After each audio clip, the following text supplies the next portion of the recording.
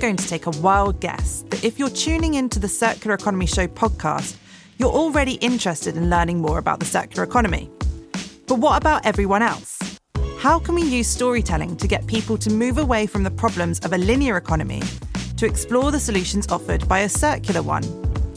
I'm Pippa, and in this episode, we'll hear from Sam Sutaria, Chief Executive of streaming platform Waterbear, and Hannah Harrison, Chief Sustainability Officer at WPP. The pair spoke to my colleague Seb at this year's Summit 23, an event that gathers together the Ellen MacArthur Foundation's network. Seb began by asking Sam to explain what Waterbear is. Thanks, Seb. Yeah, we were once called the Netflix for nature. I hope everyone here knows what a water bear is, but if you don't, it's a tardigrade, a microscopic organism. It's one of the most resilient animals on Earth, and we've quickly learned that storytelling at scale, linked to action, can really create tangible impact. So we're a media platform and streaming network dedicated to the future of our planet. So you make content, you have a platform you distribute it on. How does it work? Exactly.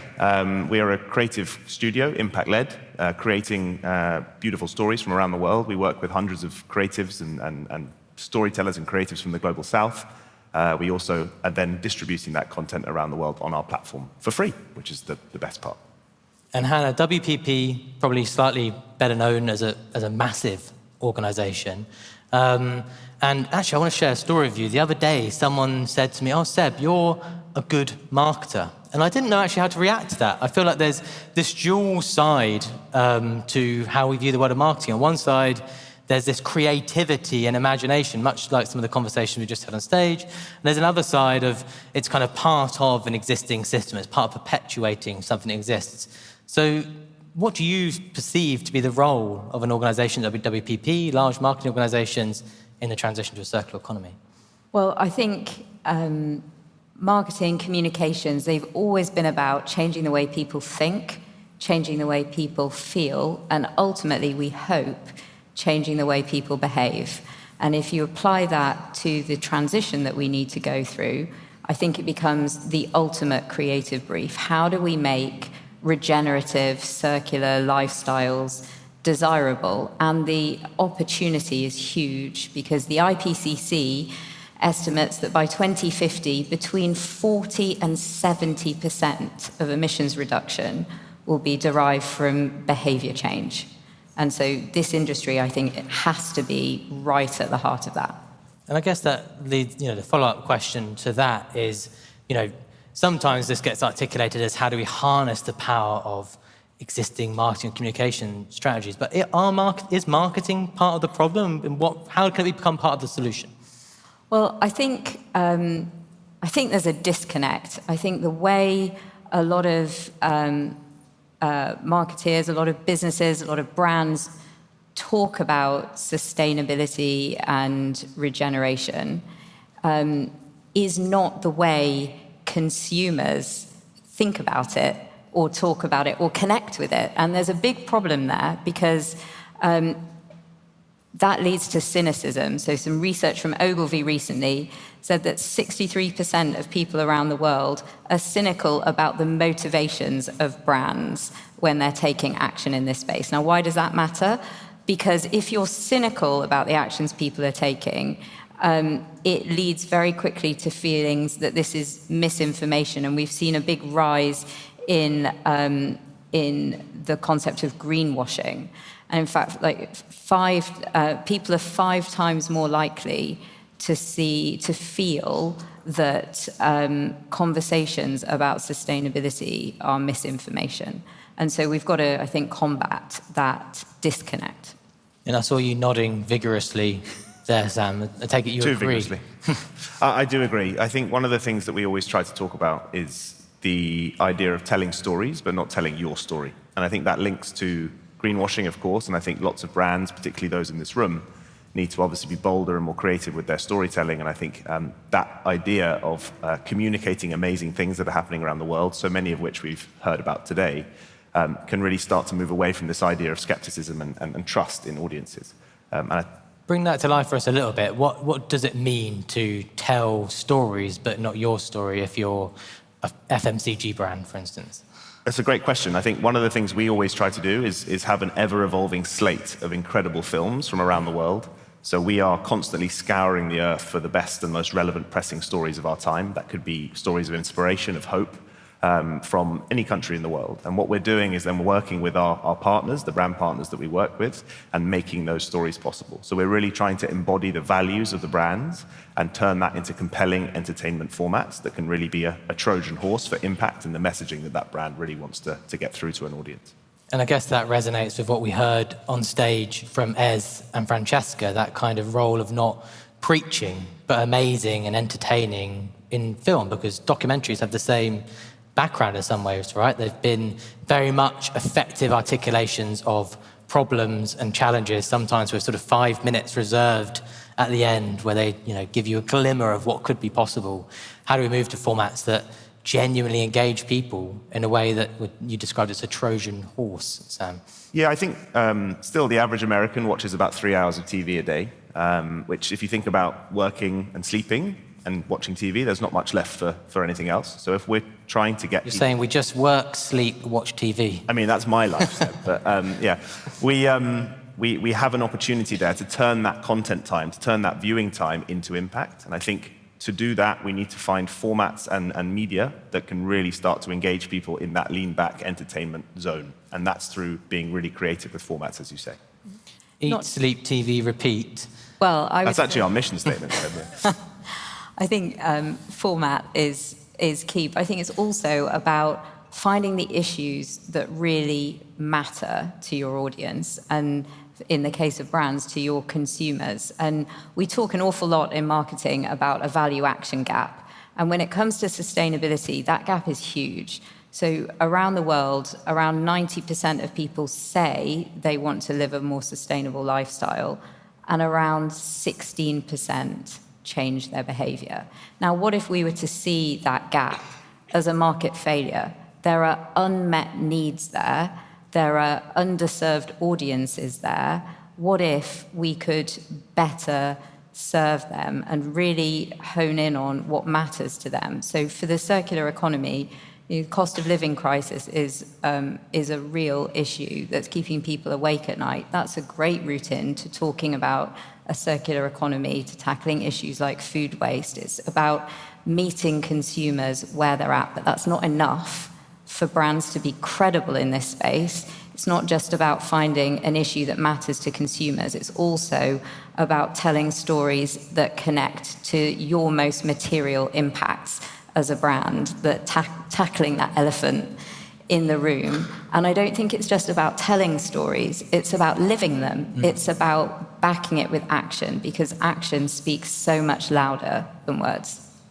And I was going to ask that question, actually, like, that a cynic, obviously not me, but a cynic in the room might say, well, that's not a storytelling gap, that's a kind of like solutions gap. What's your response to that? Well, I think I've worked in the sustainability space for longer than I'm going to disclose, and I think more now than ever before, we're connecting the dots across the business. This can never be a marketing platform. You've got to connect to what the business is really doing.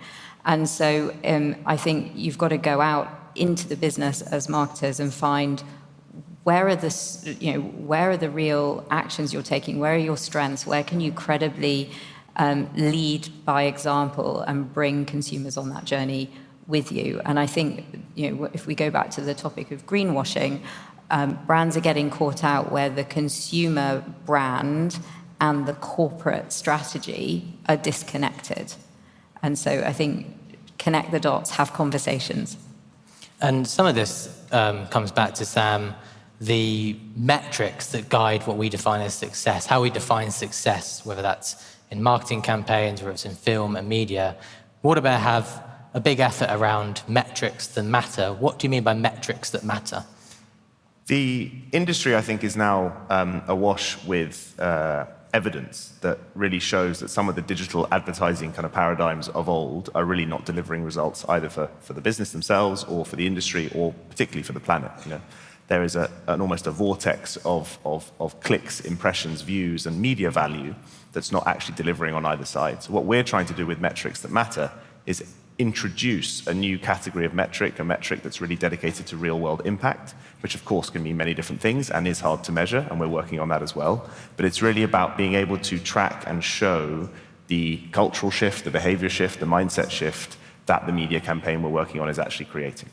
And you know, the insight at the heart of that, right, is that to some degree, the industry is in a bit of a self-fulfilling virtuous circle. The only way out from not generating more impact with the current metrics is almost to invest more in trying to push those metrics even harder, whether those impressions or media views, whatever it might be.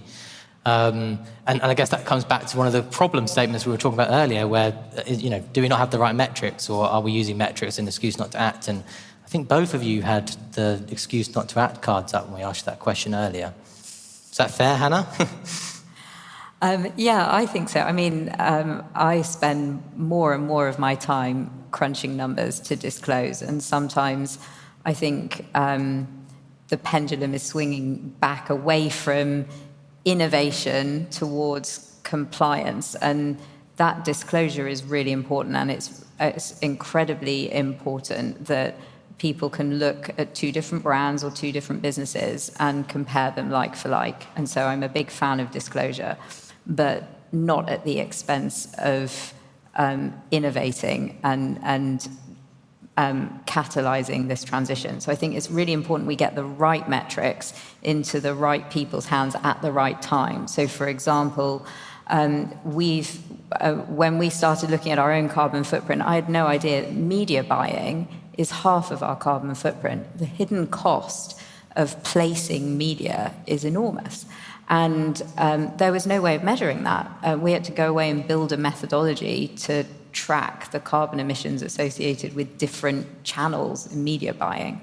And so we've now built a carbon calculator that enables our clients for the first time to understand channel by channel, so whether it's out of home or print, digital, what the carbon emissions associated with an ad campaign might be, so that they can start factoring that into decision making. And until you've got information at your fingertips when you need it, you can't act.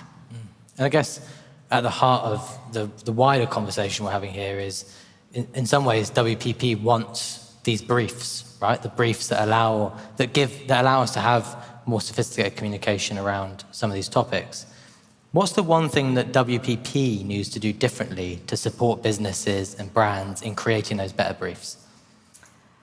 Well, I think whether you're writing the brief or receiving the brief, I think for me, the one thing I want everyone to do differently is you don't need to have sustainability or circular economy or regeneration in your job title for it to be part of your day job. And it doesn't need to be written explicitly in the brief for you to read it in. I think we all need to step up, need to start having conversations, and we need to be future-proofing brands, brief businesses, so that this becomes mainstream. So for everybody, the thing I say to people is start having conversations, get curious, build your knowledge of this space, but lean in. Get started. Yeah, don't wait for it to be in the brief. And Sam, I want to sort of get to the close here by going a bit meta for a moment. I think everyone in the audience is ready for something a little bit meta. The Foundation and Waterbear have announced a strategic partnership. Today. Exciting. Big news. And to some degree, some of Waterbear's work has a familiarity to it, right? It's content that's designed to drive actions that might be familiar. Petition sign-ups, for instance. To another degree, like what we need to do is much bigger than that. It's not a single behavior change or any individual action. It's a kind of whole mindset shift and whole redesign of the economy. So my meta question to you is, can Waterbear do that? Yeah, by tomorrow, I think, Seb, actually. No, it's obviously a massive task. Our fundamental belief is that stories can change the system. And I think it's not about one campaign or one film. It never has been. It's about a constant wall of noise strategy through entertainment, as we've talked about, reaching audiences where they are, as we've talked about a lot, Hannah, and trying to offer people the ability at scale to engage with this topic and trying to, as I said before, disguise some of the key messaging through this entertainment Trojan horse. So we're really excited today to kick off the partnership with the Ellen MacArthur Foundation. A huge thank you to Andrew and Ellen and Seb yourself. And now actually on Waterbear, you can access our EMF and Waterbear channel, Full Circle. And the real idea is that over a long-term partnership, we can start to really see these stories, these entertaining stories that really embody a common voice for the regenerative design approach across the world to audiences in over 194 countries. So we're really excited about that. So more creativity, better metrics, and a bigger ambition for the power of storytelling in shifting the system. And optimism. That, I think we can paint a picture of how the world could be, that people see and experience, and open up their eyes to what's possible. As we've heard, storytelling can play a hugely important role in creating ambition and demonstrating the possibilities of a circular economy. If you'd like to explore more stories, we've got a back catalogue of over 100 podcast episodes. Or why not check out the Ellen MacArthur Foundation's channel on Waterbear, which you can find in the show notes of this episode. We'll be back next week with more from Summit 23. See you then.